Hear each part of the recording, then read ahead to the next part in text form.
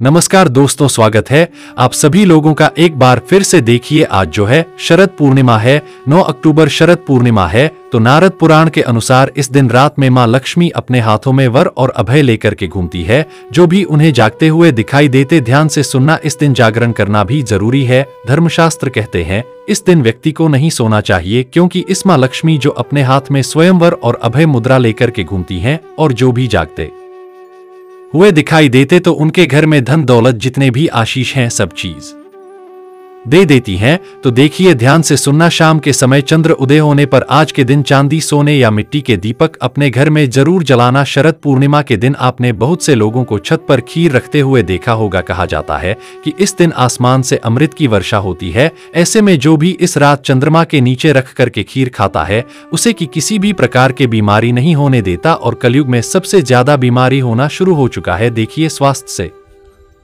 बढ़कर के कोई भी बड़ा धन नहीं होता, सेहत ही मनुष्य का सबसे बड़ा धन होता है। आपने कई पौराणिक कथा में शरद पूर्णिमा के दिन खीर खाने के बारे में जरूर सुना होगा। शरद पूर्णिमा के दिन ऐसा माना जाता है जो भी व्यक्ति चांद की रोशनी में रखे खीर को अगर खाते हैं तो ऐसे व्यक्ति आजीवन बीमारी से बचा रहते हैं। ऐसे व्यक्ति को जल्दी बुढ़ापा नहीं आते। अगर आप चाहते हैं कि आजीवन आपको लंबे समय से बीमारी कोई ग्रसित ना करे, या फिर जो लोग बीमार पड़े ऐसे व्यक्ति को यह खीर खिला देते हैं तो जल्द से उनके स्वास्थ्य में सुधार आना शुरू हो जाते हैं। आइए आज मैं आप लोगों को शरद पूर्णिमा से संबंधित कथा भी बताऊंगा और शरद पूर्णिमा के दिन कौन से उपाय करना चाहिए जिससे हमारे घर में श्री का वृद्धि हो, अर्थात लक्ष्मी की प्राप्ति हो। इस वीडियो में सारी जानकारी बताऊंगा। हाँ, आप सभी दर्शकों से गुजारिश करना चाहूंगा इस वीडियो को अपने फायदे के लिए ध्यान से जरूर देखना। अगर आप जो आज की वीडियो मिस कर देते हैं तो फिर शरद पूर्णिमा के दिन मिलने वाले फायदा के बारे में अनजान रह जाएंगे, क्योंकि इस दिन चंद्रमा 16 कला से परिपूर्ण रहते हैं। इसलिए इस दिन कोई भी उपाय करेंगे वह जल्दी फल का होता है। तो देखिए ध्यान से सुनना कथा। जब द्वापर युग में भगवान श्री कृष्ण का जन्म हुआ तब मां लक्ष्मी राधा रूप में अवतरित हुई और भगवान श्री कृष्ण और राधा की अद्भुत रास लीला की जो आराम है ये शरद पूर्णिमा के दिन ही माना जाता है। और ऐसा भी मान जाता है कि शरद पूर्णिमा की रात को ही भगवान श्री कृष्ण ने महारास किया था। भगवान श्री कृष्ण ने बंसी बजाकर के गोपियों को अपने पास बुलाया था और ईश्वरी अमृत पान कराया था। कल के भी आप लोगों को वीडियो में बता चुका हूं। श्री कृष्ण ने इस दिन ऐसा महाराज रचा था कि चंद्रमा भी कान्हा और गोपी के नृत्य देख करके मोहित हो गया था। और कई दिनों तक इस रात की सुबह ही नहीं हुई, अर्थात जो है ये शरद पूर्णिमा की रात्रि है। लंबे समय तक द्वापर युग में चल थे। तो देखिए शरद पूर्णिमा पर जो स्नान दान के साथ रात में चंद्रमा की पूजा करता है उनके जीवन में कई प्रकार की जो बाधा होती है वो दूर हो जाती है। शरद पूर्णिमा के दिन चंद्रमा 16 कला के साथ पृथ्वी के नजदीक आ जाते हैं। जैसे चंद्रमा की जो 16 कल है कुछ इस प्रकार से हैं: अमृत मंदपूर्णा सासनी ध्रुव चंद्रिका जसना, कांति पुष्टि तुष्टिपूर्ण अमृत प्रीति पुष्पा जसना और श्री श्री अर्थात धन होता है। इसके बाद अंगदा, अंगदा मतलब स्थायित्व। तो ये चंद्रमा के 16 कला कहे गए हैं। और एक खास कथा में भी यह जानकारी मिलते हैं शिव भक्तों के लिए कि शरद पूर्णिमा की विशेष महत्व में भगवान शंकर जो है शरद पूर्णिमा के दिन इस दिन इनका जन्म होता है, अर्थात भगवान शरद पूर्णिमा के दिन ही प्रकट हुए थे। और यह भी कहा जाता है शरद पूर्णिमा के दिन ही जो भगवान शंकर जी के प्रथम पुत्र कहे जाते हैं कार्तिक जी। हाँ, कार्तिक जी का भी जन्म शरद पूर्णिमा के दिन ही हुआ था। इसलिए इसी दिन से कार्तिक स्नान करने का महत्व बताया जाता है।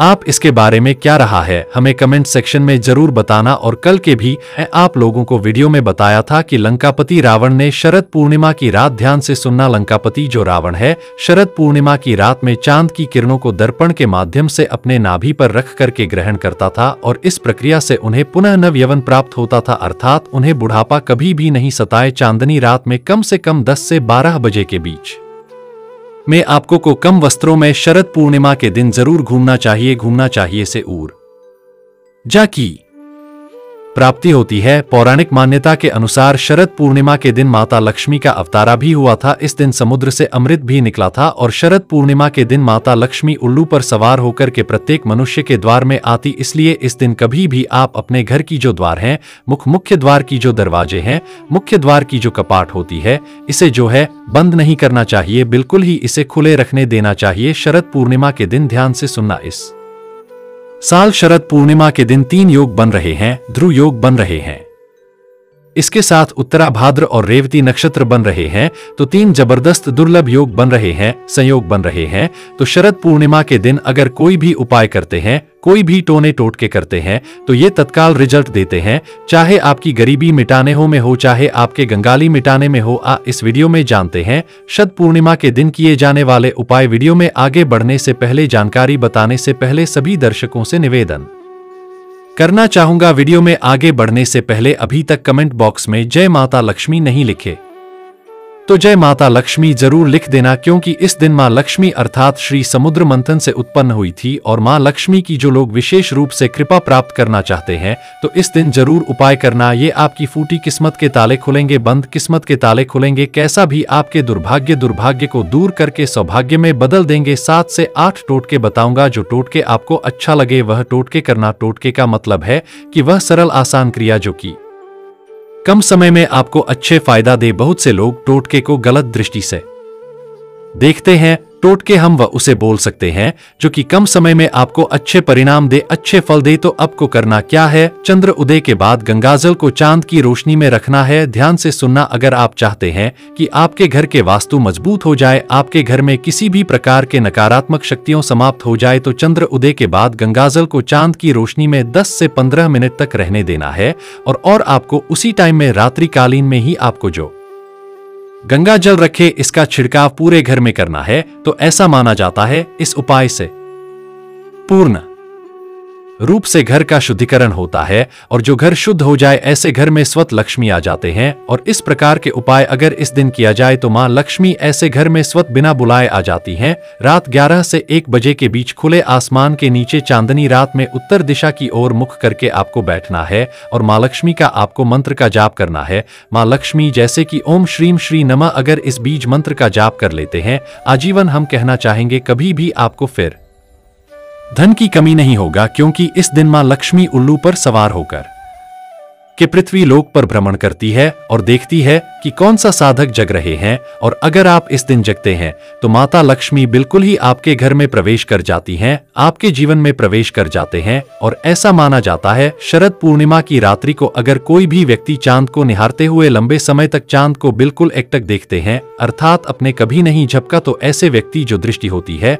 जो देखने की क्षमता होती है, ये गिद्ध जैसा बढ़ जाती हैं। जिनको रोशनी की परेशानी हो, अर्थात दूर की वस्तु दिखाई नहीं देती, फिर ऐसे बहुत से लोग हो जाते हैं ना जो बोलते हैं गुरुजी हमारे आंखों में कमजोरी है। तो ये उपाय करने से, क्योंकि इस दिन 16 कला से परिपूर्ण हो रहे हैं, चंद्रमा तो बिल्कुल ही अब की रोशनी भी बढ़ते हैं। शरद पूर्णिमा से लेकर के कार्तिक पूर्णिमा तक अगर कोई भी व्यक्ति प्रतिदिन शाम के समय में तुलसी के नीचे या फिर खुले आसमान के नीचे दीपक जलाते हैं तो दुख और दरिद्र का नाश होता है। ऐसा हमारे पुराणों में लिखा है। शरद पूर्णिमा पर मां लक्ष्मी की विशेष रूप से आपको पूजा अर्चना जरूर करना चाहिए। ऐसा मान जाता है कि शरद पूर्णिमा के दिन जो लोग मां लक्ष्मी की विशेष रूप से आराधना करते हैं, और जैसे कि आप जो है मां लक्ष्मी को खींचने वाली सामग्री रखते हैं, जैसे कि कौड़ी है, गोमती चक्र है, कमल गटके हैं, हत्था जुड़ी हैं, सियार सिंगी हैं, ये फिर बहुत सारे माता लक्ष्मी को आकर्षित करने वाले तांत्रिक वस्तु कहे गए। ये तांत्रिक वस्तु को अगर आप इस दिन खुले आसमान के नीचे में छोड़ देते, इनकी पूजा पाठ करके खुले आसमान के नीचे में छोड़ देते हैं,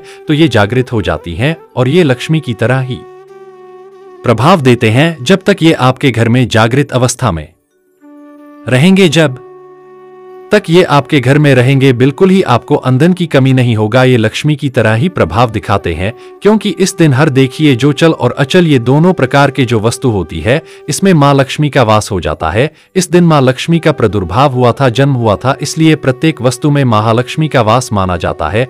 मनोकामना पूर्ति करने के लिए शरद पूर्णिमा पर मां लक्ष्मी की आपको को कम से कम जरूर जो जाए। महालक्ष्मी को अगर आप प्रसन्न करना चाहते हैं, आप चाहते हैं कि वो जल्दी प्रसन्न हो जाए, तो इस दिन महालक्ष्मी को प्रसन्न करने के लिए गुलाब के फूल जरूर एकत्रित करके रखें। जी हाँ, बिल्कुल ही आपको रात्रिकालीन 12 बजे के बाद माता लक्ष्मी की प्रतिमा है, ये फिर माता लक्ष्मी जो फोटो है उनके सामने में कम से कम आपको 8 बिल्कुल ही 8 आपको गुलाब की पुष्प, लाल कलर की गुलाबी की पुष्पा समर्पित कर देना। इस उपाय से बड़ी मनोकामना की पूर्ति होता है।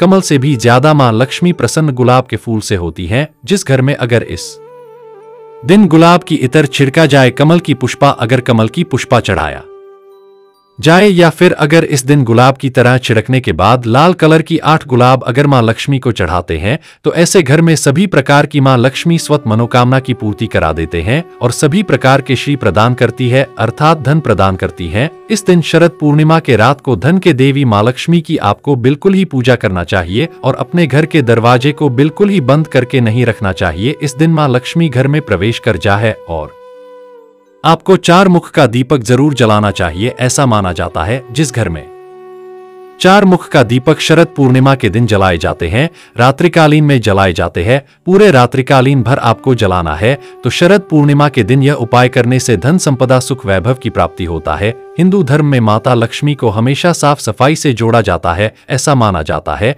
कि जिस घर में साफ सफाई होती है उसमें उस घर में सुख समृद्धि स्वतः धन की वर्षा महालक्ष्मी स्वतः कराती है। घर की सफाई के लिए मुख्य रूप से झाड़ू का आप जो इस्तेमाल करते हैं, झाड़ू में माता लक्ष्मी का वास माना जाता है, जो झाड़ू का स्वरूप है स्वयं मां लक्ष्मी के स्वरूप माने जाते हैं। तो अगर आप झाड़ू का अपमान करते हैं, अगर आज के दिन झाड़ू को पैर से खाते हैं तो आपके घर में दरिद्रता आती है। एक बात का विशेष ध्यान रखना, हमारे धर्मशास्त्र भी कहते हैं शरद पूर्णिमा के दिन अगर कोई भी व्यक्ति अपने घर में झाड़ू खरीद करके लाते हैं और इस झाड़ू को लक्ष्मी की तरह अगर स्थान देते हैं, इस झाड़ू को लक्ष्मी मान करके इनकी पूजा करते हैं, तो ऐसे झाड़ू घर से सभी प्रकार के जितने भी नकारात्मकता चीज जैसे कि दरिद्रता है, घर में आपकी कुलक्ष्मी आ गई है, घर में आपके दुख है, दरिद्र है, इसे भगाने का काम करती हैं। जिस प्रकार जो झाड़ू हैं ये कचरे को बाहर करती, उसी प्रकार हमारे गरीबी है, हमारे दुख है, तकलीफ है,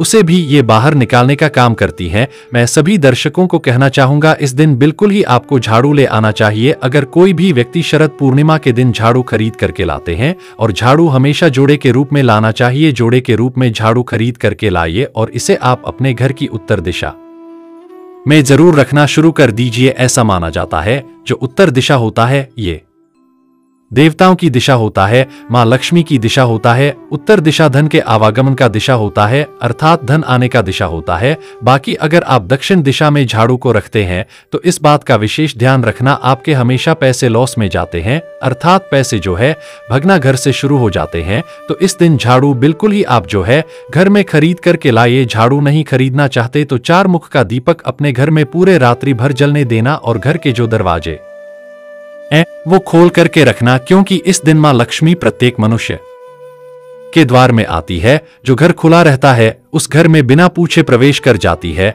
अभी मैं आप लोगों को एक और वीडियो आएंगी, उसमें मैं आप लोगों को वनस्पति शास्त्र के बारे में बताऊंगा, अर्थात शरद पूर्णिमा के दिन कौन से पेड़ पौधे की जड़ लाना चाहिए, क्योंकि इस दिन हर प्रकार के पेड़ पौधे जागृत अवस्था में होते हैं। वो भी आपकी गरीबी, दुख, तकलीफ एवं परेशानी को दूर करते हैं और सभी प्रकार की सिद्धि प्रदान करते हैं। तो आज की जानकारी पर समाप्त करता हूं। इस जानकारी को अपने तक सीमित मत रखना, इसे अपने दोस्तों यारों में आगे जरूर शेयर करना, घर परिवार वालों में आगे जरूर शेयर करना। हो सकता है आपकी एक शेयर किसी की जिंदगी को बर्बाद होने से बचा ले। देखने के लिए धन्यवाद दर्शकों, नमस्कार।